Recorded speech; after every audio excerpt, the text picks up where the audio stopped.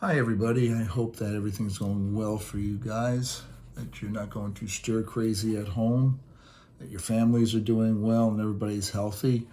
We're going to pick up modern physics right where we left off before. Now, I asked you guys to watch those videos up to a certain point, so I'm going to review that, elaborate on that, and try to make sure that you guys understand.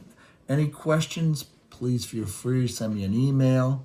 I'm not living on email, but I will definitely take a look at it over the next couple days. All right, so anyway, we pretty much ended up someplace right around here. What medium do electromagnetic waves require? And as we all know, none. We know that they pass through a vacuum.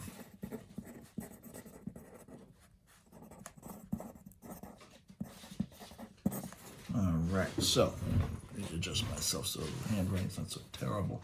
Okay, so anyway, and what speed did Maxwell say the electromagnetic waves had to travel at? C. They've got to travel at the speed of light. 100 hertz, straight out of the video.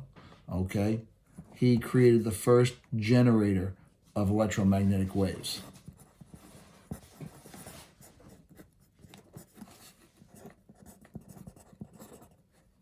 Oops.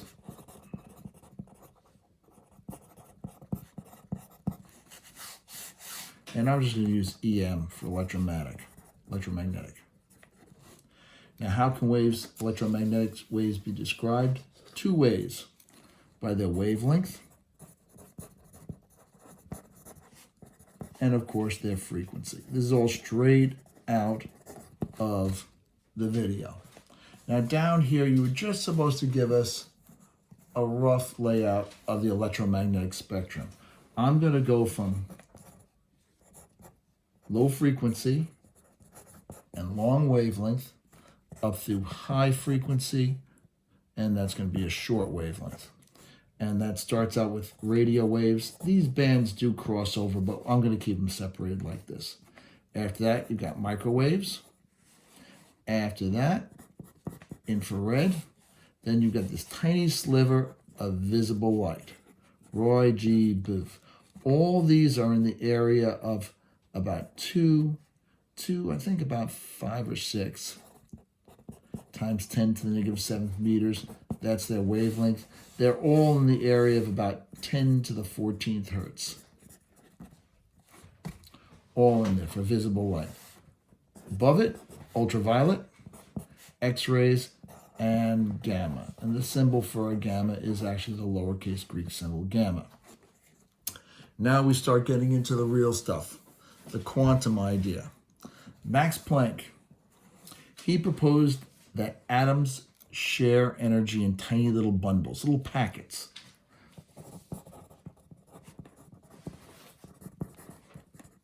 In little bundles. And he called those bundles quanta. Yep, you're actually doing quantum physics right now. Now, Einstein later on called them photons. Either way, we're talking about the same exact thing. It's a little bundle of light. Flip the page over. Okay. Now, how did he propose to find the energy of that single bundle? Well, Planck said that the energy is proportional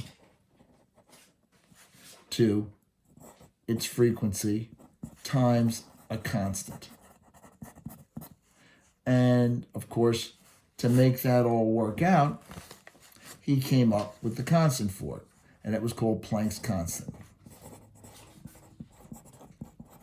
And we're going to talk about that in a second, and that's H. So the energy for a photon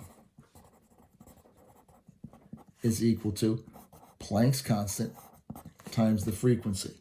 Now we're going to take that just a step further because we're going to see that a little differently. We happen to know, and I'm going to slip it up here on the right-hand side, that velocity equals frequency times the wavelength, or for light, the speed of light is equal to your frequency times your wavelength. Now I can rearrange that so that I'm going to wind up with saying my frequency is equal to the speed of light divided by the wavelength. That gives me another opportunity to have a new relationship for this, which is E equals HC over lambda. And they're both on the reference table, I believe. Let me take a quick look. Make sure that's on here. Waves and optics, modern. Oh, no, they don't give you the HC. They just gave you HF, but they do give it to you someplace else. And I'll show you where that is in just 1 second. They give you Planck's constant on the reference table, but they give it to you 4 different ways. You've got Planck's constant, 6.63 times 10 to the negative 34th joules seconds. Or, if you want to deal with electron volts, 4.14 times 10 to the negative 15th electron volts times seconds. But they also did HC for you. 1.99 times 10 to the negative 25th joules times meters, or 1.24 times 10 to the third electron volts times nanometers. That means your wavelength's got to be in nanometers if you're going to be using that constant. So please keep that in mind. But you've got 4 different ways to use Planck's constant here. All right, so let's take a look at a couple examples. First one is short wavelength blue light. We need to have that wavelength, and what I'm going to use to get those wavelengths are the Regents reference tables. Since it gives us a nice easy, we can look up wavelengths anywhere, but it gives us a nice breakdown of what the frequencies are for light. That's the range for violet light, 7.69 to 6.59 times 10 to the 14th. Blue, 6.59 to 6.10 times 10 to the 14th. Then it continues. The next dividing line is 5.20, the next is 5.03, 4.82, and 3.84, all times 10 to the 14th hertz.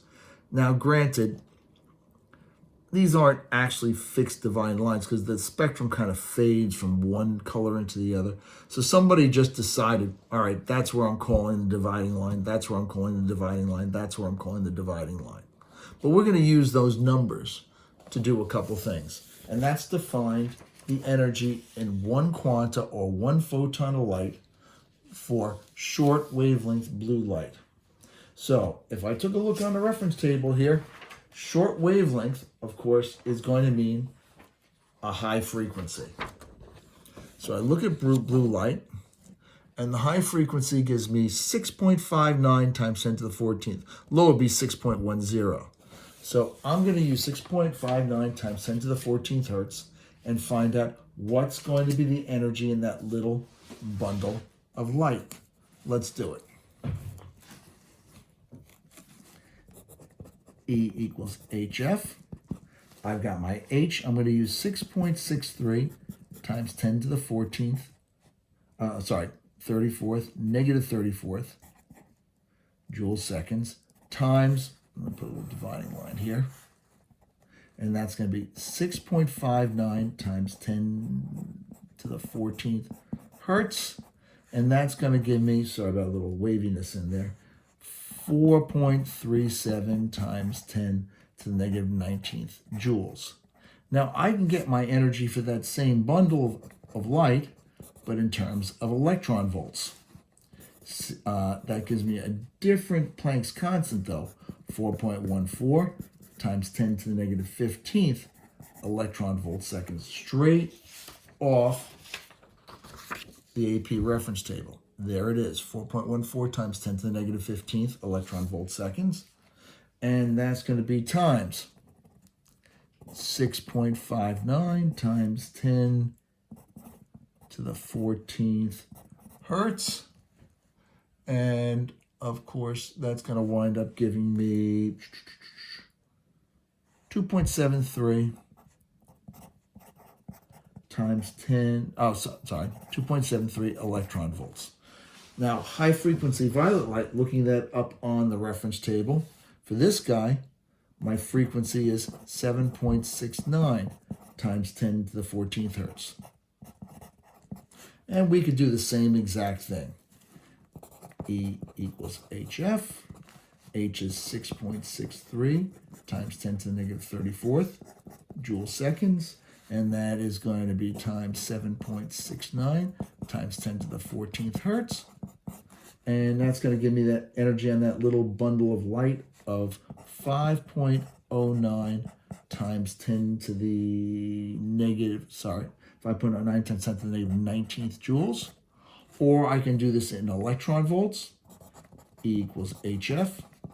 Now different constant, 4.14 times 10 to the negative 15th electron volt seconds times that same exact frequency. And that's going to give me, once we work that through, about 3.18 electron volts. Finally, for the last one, low frequency red light. Well, that's going to give me a frequency of 3.84. That's straight off that table I showed you before, times 10 to the 14th hertz. Let's get those two done. E equals HF. That's going to be 6.63 times 10 to the negative 34th joule seconds times 3.84 times 10 to the 14th hertz. And that's going to give me, for that, 2.54 times 10 to the negative 19th joules. Or I can do it in electron volts, and we're going to be using electron volts later on. So this just makes sense. 4.14 times 10 to the negative 15th electron volt seconds times 7.69 times 10 to the 14th hertz, and that's going to give me 3.18 electron volts. Okay, now we really start to get into this. A lot of people think Albert Einstein got his Nobel Prize for basically doing relativity. He didn't. He received his Nobel Prize for the photoelectric effect. Okay?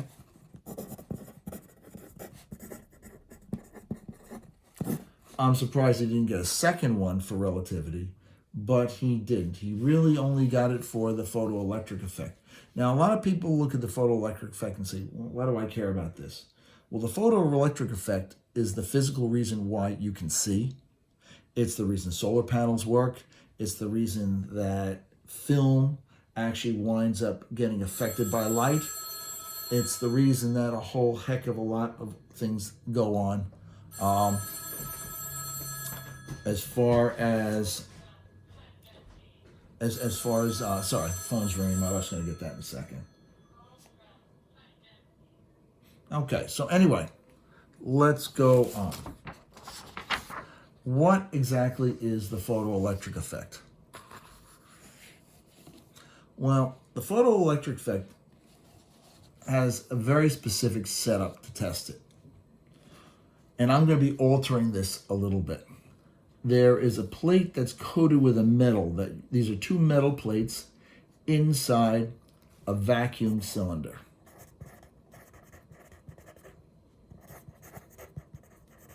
Basically a vacuum tube, like you'd see in the old electronics you used to see. One plate is coated with potassium, and the other plate has nothing really on it. Now, we're going to shine light onto that potassium, and we want to see how this is going to behave. Now, I'm going to change a couple things here. One thing I'm going to do is we're going to place an ammeter right on line with that to see if there are any electrons going through there. We'll get a current going through here. And I'm going to reverse this battery, and I'll explain why in a second. I'm going to reverse the battery, make this side positive, this side negative. I'm going to put a little arrow through here. And what that means, it's going to be a variable potential.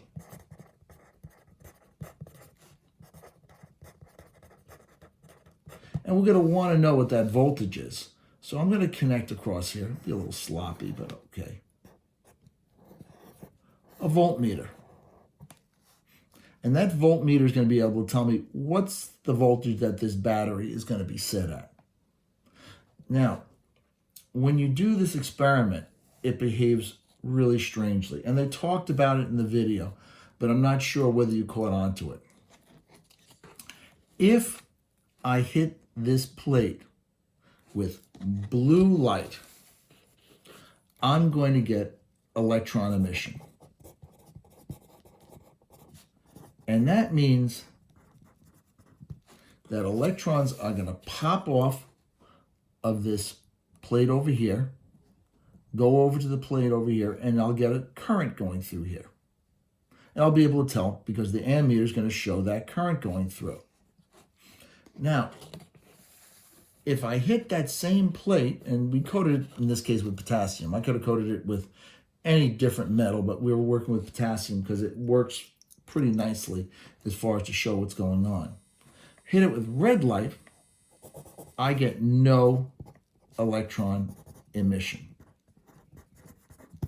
Now, using the wave model of light, if I was to make the light brighter, I should be putting more energy on that plate, and I should be getting electrons popping off here, going to the other side, and seeing some current going through there. It doesn't happen. No matter how bright I make that light, I don't get any electron emission. This made no sense to people that dealt with the wave model. They said, this just doesn't work. It doesn't make any sense. So they fiddled around with this some more. They hit it with blue light. And what happened was, particularly if you had only one frequency here, one color, you had electron emission.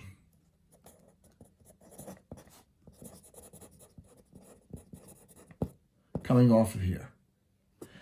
But it was a little bit different from regular blue light. You had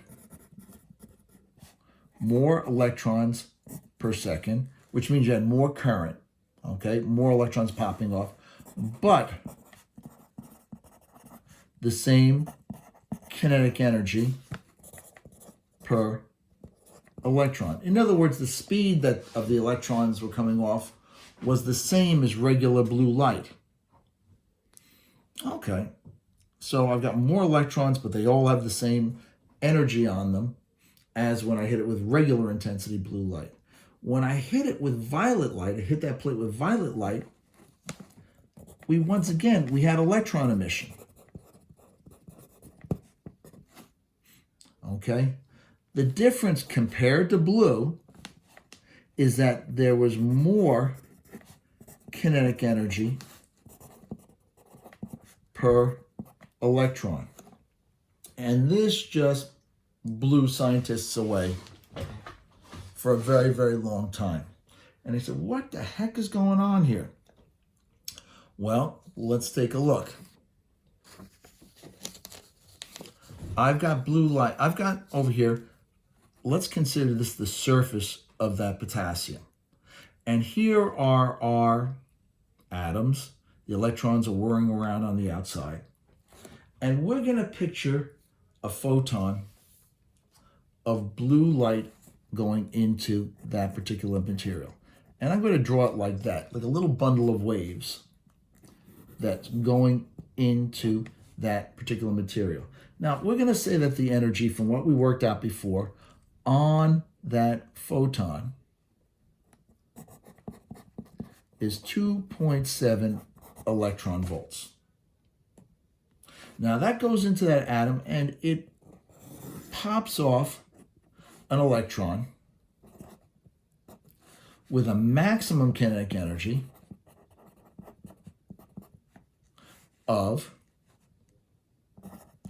0.7 electron volts. Now you're going to say, well, energy's got to be conserved. What the heck's going on here? Why does that 2.7 electron volts coming in only give me 0.7 coming off? Well, let's remember, the nucleus is positive, the electron is negative. They're attracted to each other. It's going to take energy to rip that electron away from that nucleus. And that amount of energy that it takes to rip the electron away is called the work function.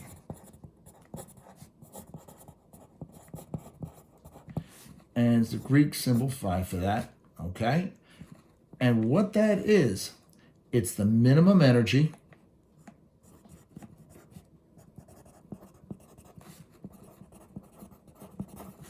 required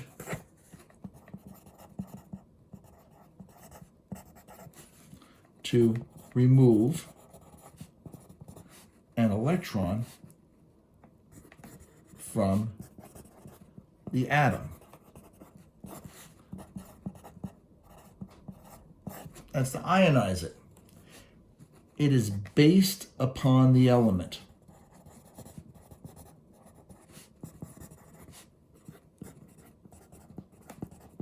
Iron's going to have one, lead's going to have another one, copper's going to have a different one. So if I took a look at this and I said, I put in 2.7 electron volts worth of energy into this material and it pops off, and the electron comes off with only 0.7 electron volts, that means that, well, it lost 2 electron volts of energy. That's the work function. I'm going to write it right up here. 2 electron volts. So far, we should be making sense at this point.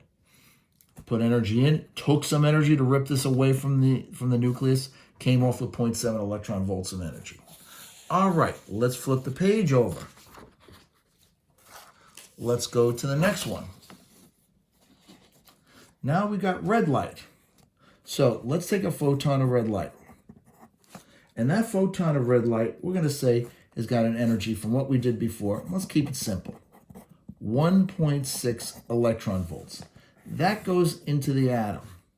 My work function is 2 electron volts. You say, oh, hold it. It's not going to work. And you'd be right. It's not going to work because it takes 2 electron volts to remove that electron from the nucleus. I'm only putting in 1.6 electron volts, so I'm going to get no emission. There's not enough energy on that photon to rip that electron away. It pretty much just passes right through the atom. Now let's take this up to bright red light. Okay? Bright red light just means more red photons. And since there's more red photons here, I'm going to draw 3 of these babies. 1, 2, and 3.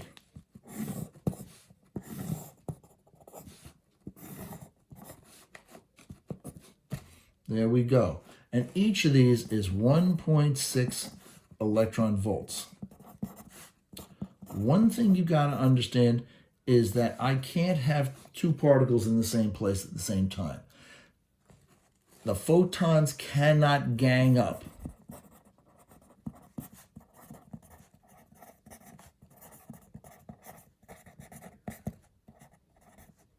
Can't have 2 particles in the same quantum state at the same time. And since they can't gang up, and I still have the same material, 2 electron volts, I get no emission. No matter how bright I make that red light, I could have it to the point that's practically melting the surface of that metal. I'm not going to get any emission on this thing. So far, so good. Let's flip the page over. Now, we're going to hit that material with bright blue light. Same work function. It's going to take 2 electron volts in order to ionize that metal. Blue light, however, is going to make more photons.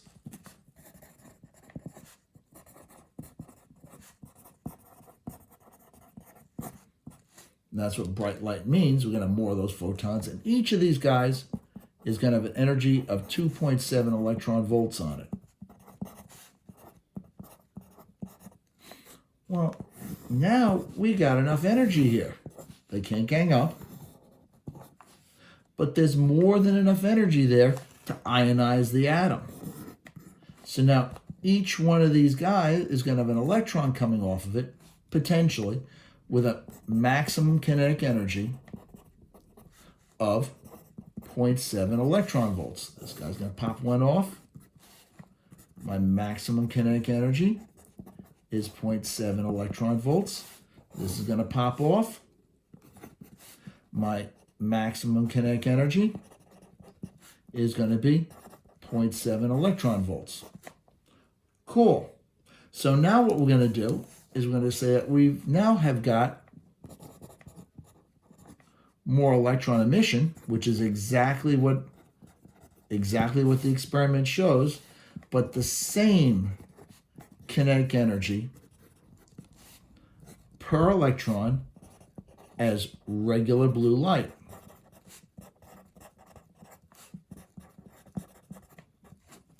Cool. So far, everything is working pretty well. Let's go to violet light. Same material, still got the potassium. And I'm not sure if potassium is exactly 2 electron volts, but I'm just trying to keep the numbers as simple as possible. Now, we know that violet light has an energy of about 3.2 electron volts. Same work function as before, more than enough energy to cause that electron to get emitted. In this case, though, my maximum kinetic energy is going to be 1.2 electron volts. So I will have electron emission. However, because I've got electron emission there, and I put in that violet light, which had more energy on the photon, there is more kinetic energy, or a greater maximum kinetic energy per electron. So far, I'm hoping that I have not confused you. All right, so what can we pull out of this thing? Well, one thing we know is we know that our maximum kinetic energy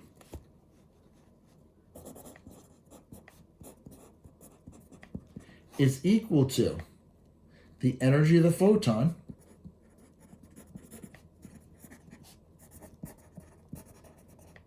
minus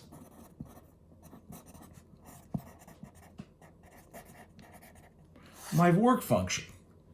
And that does happen to be on the reference table. I'll show that to you in 1 second here. K max is equal to HF minus the work function. Now, it's not like this on the reference table, but you could have done this.